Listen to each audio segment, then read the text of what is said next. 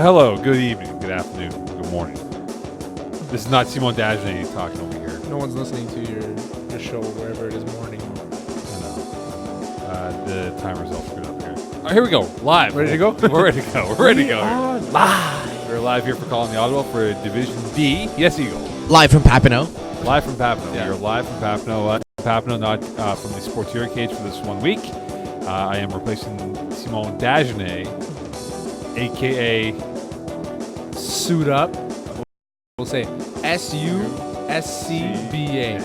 And for those of you who know, Mike, don't be so tired. Yeah, man. stop being so tired. We're the only ones left. Let's make this fun. That is true. Let's do it for the best division. We have a lot of games to get to according to Simon's script here. The highlights of the weeks, which is supposed to be 16 minutes here. 6 to 8. It's supposed to be 6 to 8 minutes. That's what he's written on it. Okay, so I've been talking about this guy all year, and that I'm waiting for him to come out, and he finally did. Ryan Carew for Pandas coming out, scoring 5 touchdowns against Blue Devils. The only thing about the Blue Devils this week is they didn't have former All-Star rusher Jean Paiement rushing this week, so maybe that had a bit of a factor. They won 38-19 over the Blue Devils. Good on the Pandas, making a statement against a decent team. Look, I've seen the Blue Devils play, and they're not a good football team. No. They are not a good football team. Decent I at think the best. Pandas, good confidence booster, Terry, Yeah. to use as a jump board for them with 3 games left in the season. And I think at times, right, Summer League, the dog days of summer, it gets a little bit of a lull. Yeah. Good win for the Pandas, Yeah. and now they get Big on themselves for the last third of the year to get ready for what should be an intriguing run of playoff for them if they do qualify in the end. First ever win of a team named Pandas in FPF history. First ever. Well, at least Panda included, right? We had Punch Panda, that garbage team. I hate to bring this They up never won a here. team. They never They never won a game. won a game. Never won a I know Simon has told me no other division references, but the Pandas on how our quarterback plays, and that's going to be key for them. He's been playing really good this year, and Brendan Burke, big on him, man. 4 touchdowns, 2 interceptions this week against Les Affreux, solid defensive team. Same goes to Mathieu Demont on the other side. 4 touchdowns, 2 interceptions. Kind of a little one-dimensional, throwing the ball to J.D. Jolly 10 times for 98 yards and 3 touchdowns. That's always been their MO, though, for LA. But maybe they figured it out. But the story of this game was 1 pick six. So these 2 evenly matched teams. Very impressed by this game. I love this game. And not only that, though, for the Backyard Bullies, though, given how competitive that division is, 1 through 5, only 4 points separate first from 5th place. And it will come down to the last 3 games at some point here to determine who will be the 1, 2, 3, or 4 seed. And there might be all 5 going to the playoffs at the end of the day. Mm-hmm. Very good point. 2.5 dabs, man. Beating Worldwide, Prestige Worldwide. I'm surprised by that. You're surprised? I'm surprised. How are you surprised? Look, Prestige Worldwide has a really good offense. Very good offense. Very dynamic offense to work with. I score kept their games twice this year, in which they won with relatively ease. You look at Jonah Cohen. I think he's a great quarterback. I know he's going to go to England after the summer. He's going to play football in England? Potentially with Leeds United. Who knows, right? He's been playing well. Pettis has been very good for them. Yeah. Maybe you can help them win the Euro Cup. Shut up. Catellier as well. Catellier has been playing very good as well, but also Joe Cano. No one talks about him. He's a very eccentric player out there, but very flamboyant in a good way. He gets his team focused. Yeah. And we were talking about it in the earlier podcast, though. Sometimes a loss like that is a good loss to have.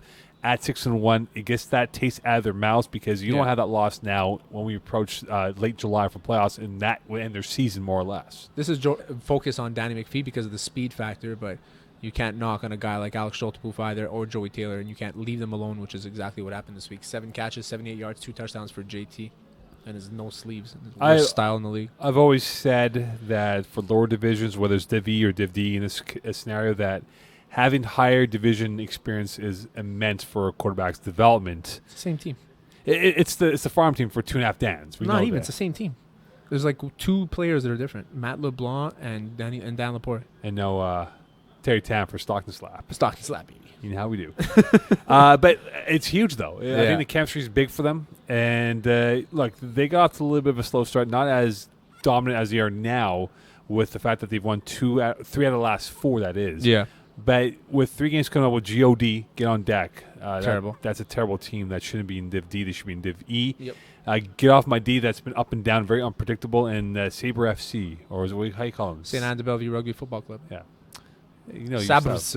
Sabres is Buffalo Sabres is they can go 2-1, and if they go 2-1, that gives them 8 wins, 8-2, good number. They should be a top tier team in the playoffs in late July. Yeah.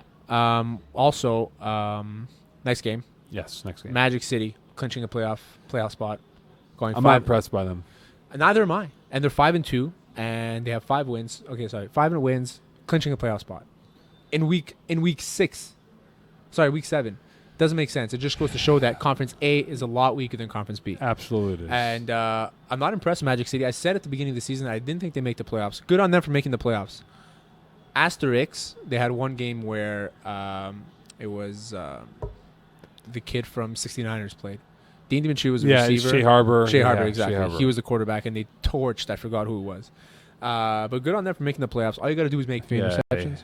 Hot Boys Hotline pulling a. How come I never see Eagle catch a ball? Yeah. Alex D'Aquila, not one stat. That's not true. For that game, I don't have stats. For this game, yeah, but you never catch a ball? You ever play offense, I mean? No? For subbing only. Eagle looks a couple weeks ago. Eagle looks football ready in his white tights. Yeah, man, Eagle's always ready. Yeah, always. He's ready to look like he's ready to caw his way through. Segue to Zoo. Frank K didn't play this week.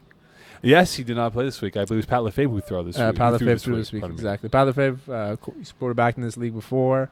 What did you think about their win over Gamecocks, who didn't have their quarterback either, 27-6? Look, I think two teams. Again, I give Gamecocks full props for moving up. They were a Div 6 team in winter season. Now they're playing Div D, which is a hybrid of Div 4 and Div 5. You look at the fact that right now, for the way the Gamecocks have been built, I think Tanzer's been very good for them. Yeah. But look, their quarterback play has to be much better than what it was the last couple of weeks here. I know Jordan Present is the quarterback's name. Present. He's had a good year, but he's given up a lot of sacks here. But I think for Zoo, it's a confidence booster to say to themselves that even without Frank K, a guy like Pat Lefebvre, who has experience playing quarterback in this division or in this league, that is, look, they didn't lose and beat. They won 27-8, pardon me, and look very comfortable in doing so. Gamecocks, very uncharacteristic of them this week. Limited roster. Present wasn't there, so Golov came in. Golov, who won a game against Alpha Tees for them last week, came in, threw 5 interceptions against Zoo. Pat Saint-Amand, a guy we talk about often. Great hands. 3 interceptions this week. Golov, was he flustered, or was he did he realize that, okay, I don't have my options? I mean, Andrew Langbert had a day and a half, man, but it wasn't enough. Man, I look at the Gamecocks, and this is a team that is built on having a lead in hand. I mean, we talk about tough to beat because if they're in trail, they don't have that killer instinct to say to themselves, we're down by a score and a half or whatever, by 10 plus points, whatever it is. Yeah. Can we come back from that and win those type of football games? If more money, less TDs beating this week? No, I'm thinking of some other team. My bad. I think they beat SABRFC last week. Sabre FC, St. Anne de Bellevue, something. What else caught your attention? What caught my attention about this team? Yeah, anything else? Is that they had no passing yards, apparently.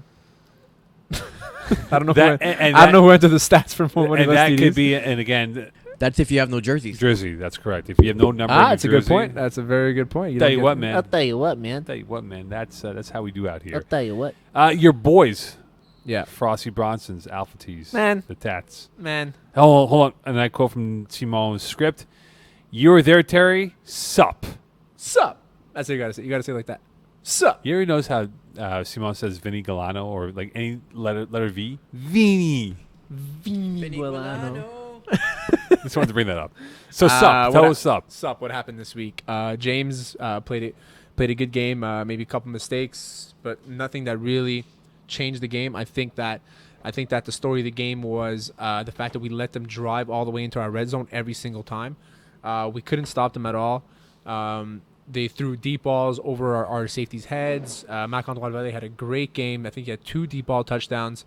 They smoked you. I saw that game. Man, it wasn't fun to be a part of. We kept it close later on. You didn't play. Yeah, we kept it close later on. We had a chance to come back, but we were always missing that extra score or the 4th down that we missed in the red zone. It was brutal. I mean, don't get me wrong. Alpha Tees are great. Jesse Dupuis is a very good quarterback. I felt like Tom Zorko played a good game against him. I think he had 3 sacks. But overall, man, they're a really good team, and they're a team not to be overlooked. The pie segment. Okay, Brackets. pie segment is 2 to 4 minutes. My observation of the week is, listen, man, if you don't have a jersey, but I'd much rather the comfort of Sportier Cage. My lower back's killing me from snapping so much on Tuesday. Yeah, I'll tell you what, man. It's very tough out there. So that's my my 30-second segment, pie segment. I like pies. All right, and they like pies. Previews of the week. Yeah. And Simone puts in brackets 6 to 8 minutes. Verbatim. All right, here we go. 1-6 Longhorns against the 3-4 Fuzzy Kittens. Divisional game could have big implications for the Kittens. Longhorns have been a mess. John Moody's was not there last week. I know Rosen, I believe, threw for them. Brian Martin has been in and out of the lineup this season. He's It's not been subbing in. Yeah. Yeah, it's not the same Longhorns lineup we've seen in years past. Nope. Kittens, they dropped a few close games and are facing a tough stretch ahead of them. Chartrand, good numbers. What do the Longhorns need to do to win this football game this week? Oh, man, they can't. The thing about the Longhorns is that they can't let the Fuzzy Kittens. Sorry, you got to be able to score on every drive. You can't give them a drive because you're not going to be able to stop them. Yeah. I don't think the Longhorns have it in them to stop Fuzzy Kittens. I think that even though I haven't been on the Fuzzy Kittens bandwagon at all, they know that. I know that. Simone knows that. And I haven't been on them even last season. But I think that against Longhorns, they match up very well. Looking for 38 points minimum against Longhorns and for them to smoke them 38-18. Well, that defeats the Fuzzy Kittens, what they need to do to win this football game. But this quickly here with the Longhorns, I think they have the ability to put up points. Their defense is opportunistic. They can make plays. But the question is, though, it's sort of like feast or famine. And right now they're in a famine because they have not been able to get that altering play that has put them or has given them momentum to put them in position to win football games down the stretch. Yeah, I agree. Ghost 3-4 against Les Affreux 3-4. Divisional game loser might miss the playoffs. Gab Wiseman. We keep on talking about the Ghosts, and should we just avoid that game? no, I mean I don't mind. No, I don't mind talking about the Ghosts. By I mean we keep on talking about them is that they're 3-4. They lost again this week. It was ugly. Their losses that I've seen have not been impressive. Donut the week before. Yeah. It's going to be another one of those this week against Les Affreux. Les Affreux's record does not somewhat mistake-free football game. We know that they're going to be able to handle the Ghosts. And the Ghosts don't, other than Gab Wiseman and Zach Zwern, there's not much else out there. So could this be a turnover fest? They don't have it in them. They don't have the full athletic ability that Matt Damon and Les Affreux do. I mean, as much as we love to watch these guys play. I mean, they're super nice guys. We all like them, but the reality is that they're not up to stuff, man. And I just don't see it happening. I don't see it happening at all. Prediction, final score will be? I'm gonna go 28-14. Okay, a team that we both don't like. I guess the team that hit me in the face one time. Magic City 5-2 against All Blacks 3-4, and All Blacks hit me in the face with the football last winter season. And I told them to hold on to the football, or I'm taking the football home with me. What do you mean they threw you in the face? Long story short, Brossard. It was a winter game, 5:30. I was there. This is All Blacks. This is All Blacks. They're throwing the football. I go, hey guys, watch out for the kids. They're playing out there. Blah blah blah. I'm talking to Omar, the referee. I get hit in the face. I'm concussed. You're concussed. I look up, and who's waving at me? Youpie, the mascot. Mo was ready to play that season. Ball hit him in the face. Didn't That play was anymore. it. Broke All his right. finger. Broke his finger Not 2 years playing ago. Divisional game, MC. They were predicted to be a bottom 5 team. And in brackets, I don't forget Terry. Yeah. That's what Simon wrote. Now at 5-2, defense is pretty strong. You look at their team right now, playing an All Blacks team that has switched from quarterbacks now from Poulain-Riou to Nathalie Lapointe. Yeah. Thoughts on this? And how does this break down for both teams this week? I'm looking at an All Blacks win. I think that the football knowledge outweighs the scramble that Cinquino has on Magic City. Simone likes to talk about Lamponsona a lot. I mean, yeah, he's all right, but Yeah. I think he's more of a opportunistic player kind of thing. That's the best way I can describe him. And this game, I'm going to go All Blacks by a touchdown. Can Poulain-Riou lead them to a playoff appearance? Of course, man. With Lapointe now snapping, unless it was just a 1 week thing, I like that, man, because you're putting your best receiver in your line of sight at all times. And Lapointe, we've said it all year, he's their number one receiver. And by putting him in the middle, Poulin-Riou is able to see him quick and get him the Right. ball and make Lapointe use his feet. A prediction for this game. By 6, All Blacks. Conference A as we speak. I can't believe Pandas, Ghosts, and Bromigos are in the playoffs right now. That just goes to show you how garbage Conference A is compared to Conference B. Right now, let's just say quickly here, last 3. Ghosts, Pandas, Bromigos. Who would be out if you had to pick Pandas. right now? Pandas. And we look at the teams on the outside looking in here, whether it's Weapon X, Sticky Hands, Longhorns name. Well, I'll say, for argument's sake, I'll say Weapon X. Okay. Yeah, they're awful. Yeah. Conference B, we look at right now, no one has clinched a playoff spot officially, but that should be determined now in the next week or You two. just cut your camera? No. Oh. No, we're still live I on was here. like, missing a camera. So- 5-star, Backyard Bullies, 2.5 Dabs, St. Lunatics, Gamecocks, the Goats, J-League, Get Off My D, Friends in Low Places, Sabre, OLM, More Money, Less TDs, all in playoff spots. Right now, can Bronson, Supply and Command, or Hot Boys Hotline make it into the playoffs? Obviously, I have a biased opinion here, but I think Frosty Bronson is going to make it through. We're playing Only Zampèche and Justice League coming up, and looks like 2 W's coming up. Then we have Backyard Bullies last game of the season. Looks like another W there because I kind of paid Brendan Burke not to play. You know? And I'm sure you did. Yeah.